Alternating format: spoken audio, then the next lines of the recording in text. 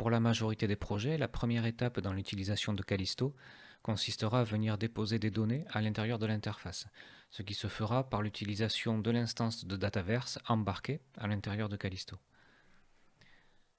La première opération à faire pour ça, pour aller déposer des données à l'intérieur de Callisto, c'est de venir s'identifier sur la plateforme par l'utilisation du bouton Login ici en haut à droite de l'interface.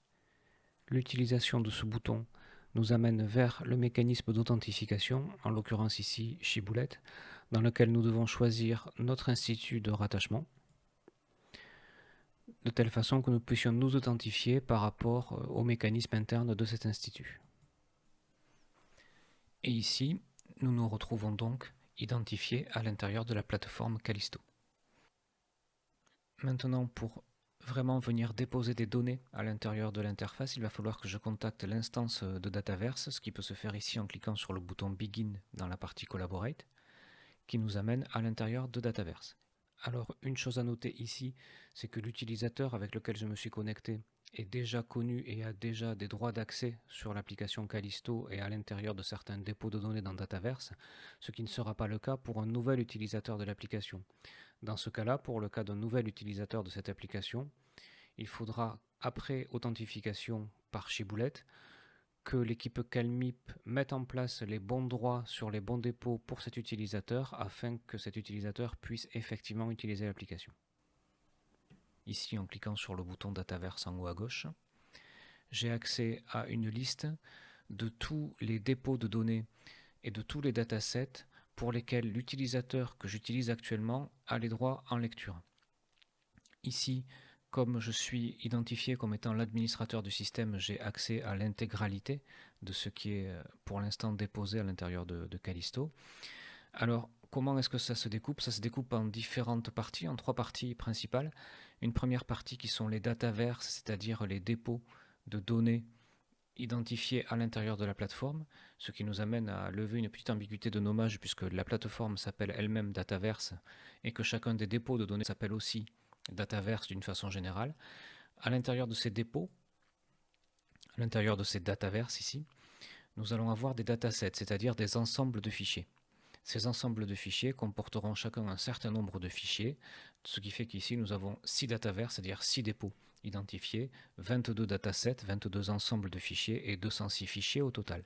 Ici, je vais m'intéresser par exemple au Dataverse Smart Morphing and Sensing, qui est celui qui aujourd'hui comporte le plus de données. Je vois qu'à l'intérieur de ce dataverse-là, à l'intérieur de ce dépôt, j'ai 17 datasets pour 199 fichiers et 0 dataverse. Qu'est-ce que ça indique ce 0 dataverse ici alors qu'on avait au préalable 7 dataverses? Ça indique qu'à l'intérieur de ce dataverse-là, il n'y a pas de sous-dépôt. Les dépôts individuels peuvent être organisés en dépôts et en sous-dépôts. Ici, nous n'avons pas de sous-dépôt, donc nous avons 0 dataverse à l'intérieur de ce dataverse Smart Morphing and Sensing. Par contre, nous avons 17 datasets et à peu près 200 fichiers. Voilà. Et là, je vais aller sur un dataset particulier, qui est celui-ci, sur lequel je peux aller en cliquant sur son titre. Et en cliquant sur ce titre, j'atterris sur une interface qui me synthétise plusieurs choses. D'abord, qui me dit que le Dataverse concerné n'est pas publié. Alors, il n'est pas publié parce que nous utilisons Dataverse dans un cadre qui n'est pas celui de la science ouverte et donc nous n'attribuons pas de DOI ni au dataset ni au Dataverse. Ils ne sont pas publiés parce qu'ils ne sont pas publics. Ce sont des dépôts privés.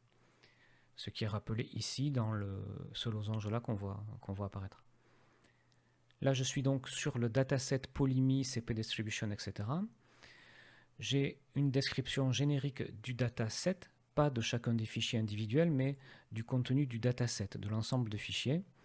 Et j'ai ici une liste des fichiers individuels que je peux télécharger soit en cliquant sur cette flèche ici, soit directement en téléchargeant l'intégralité des fichiers qui composent ce dataset en cliquant sur Download Zip. J'ai aussi accès aux métadonnées du dataset, pas de chacun des fichiers individuels, mais toujours du dataset, en cliquant ici. Donc par rapport au résumé des métadonnées que j'avais ici en entrée de l'interface, j'ai ici quelque chose de plus complet. Et je vois aussi que je peux ajouter et modifier des métadonnées. Je ne vais pas ici aller modifier ou ajouter des métadonnées à un dataset existant puisque ça nous renverrait vers la même interface que celle qui est utilisée pour aller renseigner un jeu de données qu'on met dans l'interface, un nouveau jeu de données. Donc je préfère faire comme si c'était un nouveau jeu de données, je vais faire add data à l'intérieur de ce repository, de ce dépôt. Donc je vois que j'ai deux possibilités, soit je crée un sous-dépôt, donc New Dataverse ici va créer un sous-dépôt à l'intérieur de Smart Morphing and Sensing, ou alors New Dataset qui va créer un nouvel ensemble de données.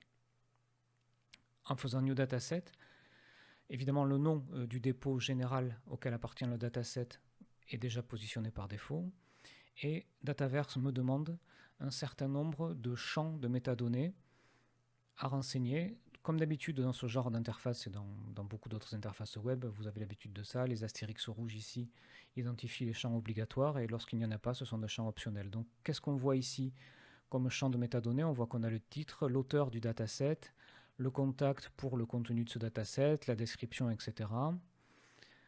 Au niveau du sujet ici, on voit qu'on peut mettre différents sujets quand même spécifiquement scientifiques. Dataverse est quand même conçu pour des données scientifiques. Donc ça, ce sont les sujets par défaut disponibles à l'intérieur de Dataverse. On peut modifier ça, on peut en rajouter dans la liste. Des mots-clés, éventuellement une publication qui est reliée au dataset en cours, etc. Et ici, nous avons un champ un peu particulier que pour l'instant je vais fermer, enfin un ensemble de champs un peu particuliers. Si nous étions sur une interface de Dataverse par défaut, sans modification, on ne verrait pas apparaître ce petit bandeau-là. Ça s'arrêterait en fait entre ces métadonnées de citation et les fichiers eux-mêmes, il n'y aurait pas cette possibilité-là. Donc je vais en parler après. Une fois que j'ai fini de remplir mes métadonnées de citation, je peux passer, ici en cliquant sur plus, à une sélection de fichiers à ajouter au dataset en cours. Donc je ne vais pas le faire, vous avez déjà tous fait ça dans ce genre d'interface. Une fois que tout ça c'est terminé, que j'ai renseigné mes métadonnées et que j'ai ajouté les fichiers que je voulais ajouter à l'intérieur de mon dataset, je fais Save Dataset. J'attends quelques minutes que le process se fasse puisque l'interface doit télécharger tous les fichiers qui composent le dataset. Donc éventuellement si les fichiers sont un peu lourds, plusieurs mégas, ça peut prendre un petit peu de temps, etc. Une fois que c'est terminé, Dataverse me prévient que les fichiers ont été ingérés, que le dataset a été créé. Donc je vais revenir ici sur cette possibilité-là qui ne figure pas à l'intérieur d'une instance de Dataverse par défaut et qui s'appelle SMS, quelque chose, une date et une version. Alors ça, c'est parce qu'avec Callisto, nous fournissons une aide au développement d'une ontologie si nécessaire et si voulue par les tenants du projet, par les responsables du projet.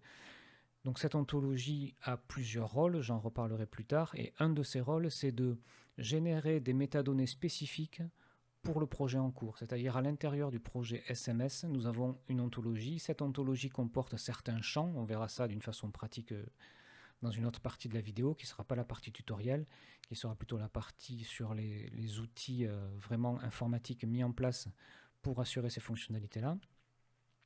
Cette ontologie permet de spécifier des métadonnées, et une fois que ces spécifications sont faites, en faisant tourner un programme sur le contenu de l'ontologie, on peut générer pour Dataverse un ensemble de métadonnées qui sont spécifiques à un dépôt particulier. Ici, nous avons pris l'ontologie SMS, nous avons fait tourner le programme sur cette ontologie qui va identifier tous les champs de métadonnées renseignés par les gens qui ont fait l'ontologie SMS, et on va en tirer des nouvelles métadonnées pour mettre dans les champs de Dataverse pour ce projet-là. Donc voilà les champs dont il est question. Évidemment, c'est du vocabulaire métier, avec ici, vous voyez dans les infobulles une précision en langage naturel de ce que signifie chacun des éléments. Et éventuellement des valeurs prédéfinies pour chacun des champs de métadonnées. Donc ça, encore une fois, c'est quelque chose qui ne figure pas dans Dataverse par défaut, mais si un projet crée une ontologie et spécifie à l'intérieur de cette ontologie quels sont les champs de métadonnées optionnels ou obligatoires que l'utilisateur doit remplir pour verser des données à l'intérieur de son dépôt et spécifie éventuellement des valeurs prédéfinies pour certains de ces champs, alors on peut générer ce genre de métadonnées supplémentaires dans Dataverse. Alors cette façon de générer des métadonnées à partir de l'ontologie vers Dataverse n'est pas la seule façon de faire interagir l'ontologie et Dataverse lui-même. Une autre façon de faire, c'est de référencer directement dans les métadonnées de Dataverse des éléments qui sont présents à l'intérieur de l'ontologie. Alors pour ça, je vais prendre un autre exemple qui va être ici sur un fichier, un dataset et un fichier de test. Dans les métadonnées ici, je vais voir apparaître un keyword, ce keyword étant un mot-clé, un concept dans l'ontologie pour être plus exact, qui s'appelle signal, qui est présent dans l'ontologie SMS qui elle-même est référencée par cette URL-là. Si je fais ici add et edit metadata et que je regarde à quel endroit est-ce qu'il faut que je mette les bons termes pour référencer correctement une ontologie existante pour un dataset entré dans un dépôt Dataverse, ils sont ici, c'est dans le champ keyword. On va mettre dans l'entrée terme ici le nom du concept de l'ontologie qu'on va référencer. Ici, on va mettre le nom de l'ontologie et ici, on va mettre une URL vers l'ontologie elle-même. Alors, c'est pas très grave si on se trompe ici sur le nom de l'ontologie. C'est pas non plus très grave si on se trompe ici sur l'URL du vocabulaire. Simplement, on ne pourra pas avoir accès par ce lien-là au vocabulaire lui-même, mais ça n'implique pas grand-chose d'autre au niveau fonctionnel. En revanche, ici, si on se trompe de mots-clés, si on se trompe de concept, là par contre, c'est entre guillemets grave. En fait, simplement, on ne fera pas correctement le lien entre ce dataset et les éléments d'ontologie. Donc ça, c'est quelque chose où il ne faut pas se tromper, c'est ce mot-clé-là. Alors ici, si je fais plus, on voit que je peux venir ajouter différents termes, c'est-à-dire qu'un dataset peut être lié à plusieurs concepts à l'intérieur de l'ontologie. On retrouvera ce lien entre les éléments de l'ontologie et les datasets dans les fonctionnalités spécifiques de Callisto que nous allons voir tout de suite, puisque là au niveau de Dataverse on a vu l'essentiel, c'est-à-dire la façon d'accéder, de décrire et de déposer des données. Donc ici je vais me déconnecter de Dataverse et revenir sur la page originale, sur la page d'accueil de Callisto.